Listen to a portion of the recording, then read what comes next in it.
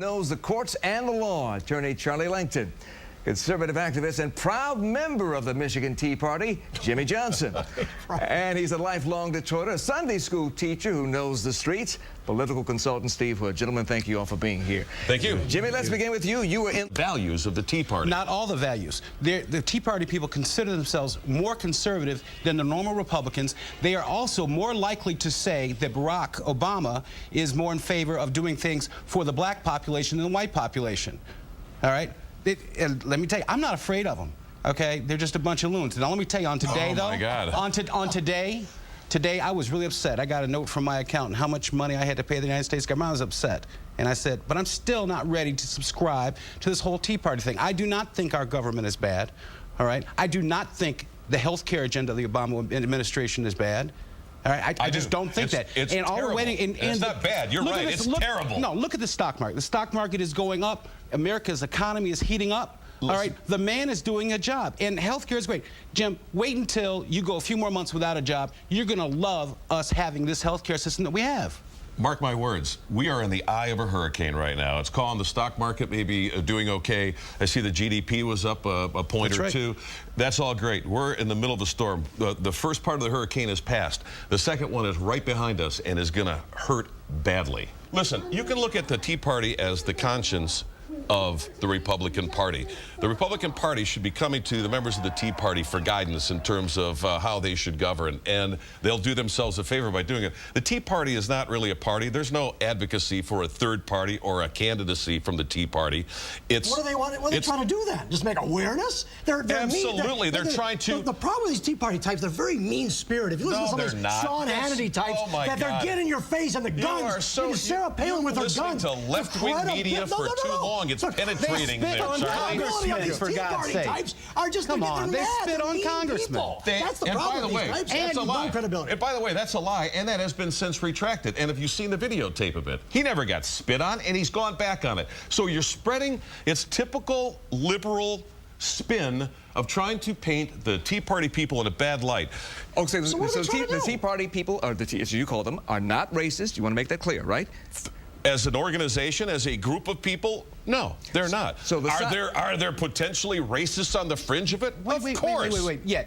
You're calling the president a Marxist, a socialist. These are all code words for the N-word. Oh, come on, come on. That's ludicrous. Come on, these are all code words. These are all code words, man. I'll call Harry Reid and Nancy Pelosi Marxists. And so what do you call abominism? What do you call abominism, which is the new catchphrase of the Tea Party? Well, of course, it's an acronym for communism, but no. What do you think it is? No.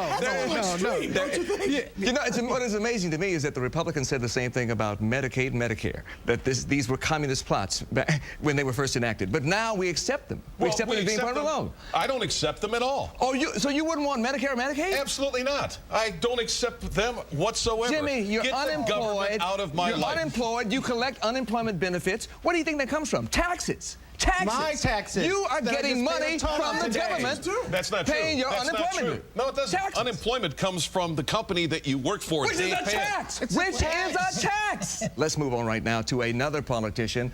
We're talking about L. Brooks Patterson. He told Fox 2 last night that he was going to sue to stop the statewide smoking ban. Today, he changed his tune. Here's why.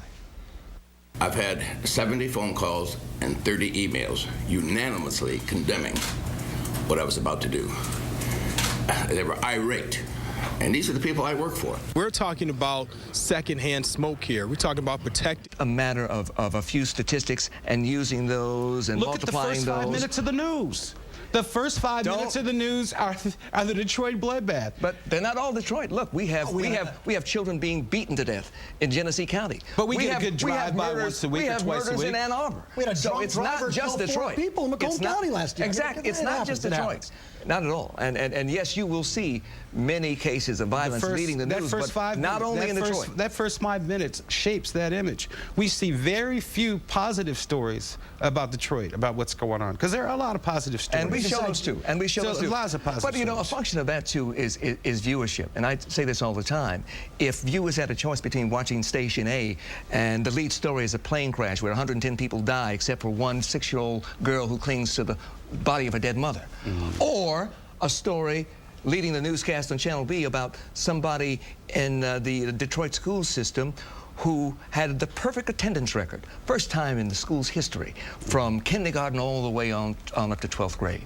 Now, that's a wonderful story, but every viewer out there will watch the station with the plane crash. Not because viewers want to see people hurt or dead, because that's the nature of news. News doesn't cause the World Trade Center attack. News doesn't cause violence. That's right. We report what's out there. But mix the stories of the plane crash and the violence, the stuff that does happen, mix it with the real positive stories. Every night you see good stories every night. But it's also what we as a people talk about at the water cooler the next day. I mean, what are you going to talk about the next day? You know what? But give people jobs. Give people jobs. I agree. Give people jobs. Crime rate goes way down.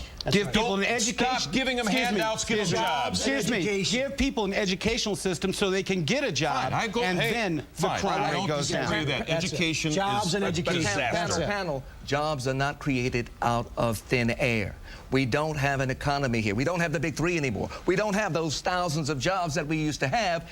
And concurrently, we don't have the other jobs in the industries that supported the big three. So what are you going to do? But it takes a forward-thinking electorate and politicians that will go out and seek these companies and bring these companies here. Right now, we should be the environmental waste capital of the world. We should be the environmental cleanup of the capital of the world because we have the Great Lakes right here. We have the entire infrastructure to do it.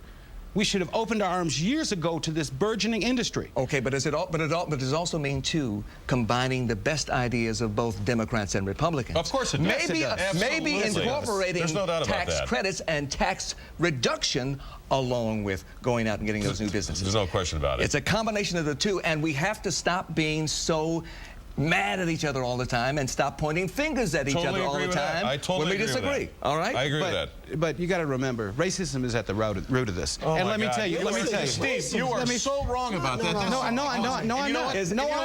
Then you're the racist. Then you're the racist. No, let me not coming from the other side. Now, let me tell you this. I am somewhat of a bigot. Okay, I have trouble finding good white help to hire. All right, I have trouble finding that. All right, so I am a bigot. But in your business, and your business is? In my business is data. What I'm trying to say to you here is, I need a job. All right. There's a white guy, hire him. That was your tape, you know, you can work well together. I think so. What I'm saying is, Detroit, you know, it started with the Engler takeover. It started with a lot of things. Detroit has been minimalized because of its overwhelming black population. All right, people say, oh, Detroit's not that dangerous. I come in there twice a week. You've got to live there. You've got to feel it. If you feel it, you can actually get it together and go forward. All right, but we got a mayor that rents a house in Detroit. He doesn't even pay residential property tax in Detroit. How can he feel what's going on out in the streets? He can't. What he's trying to do, and I don't want to speak for Dave Bing, but I think what he's trying to do is to incorporate the entire region into helping Detroit. But he needs to start by incorporating his entire city. Because let me tell you, Detroit, no matter where we live in the metro region, Detroit is still the heart and soul of this area. And we all feel that no matter where we live. But we also feel a resistance from the city to outside help. I don't think you feel that anymore with Dave Bing. Not with Dave Bing. No, of course not. And hopefully not with the new city council. But I certainly felt it from the previous administration and certainly the previous city council. Mayor Kilpatrick opened his arms to Dan Gilbert. He opened his arms to Roger Penske. He opened his arms once again to Peter Karmanos. They gave him a loan after it was over, but he opened his arm to it. He had his arms wide open. Yes, he certainly did, with a wheelbarrow. Well, let us all keep our arms wide open and work together to find solutions to our ongoing problems. It has to happen. Hey, it has to bottom line, it's the only way to solve it. Look. And it's not racism. Panel, we thank you. We thank you. We'll have much more on this discussion later. But when we come back, though, we're going to talk to Mary Waters, and we're going to talk to her about her relationship with Sam Riddle. He's in jail right now, but she says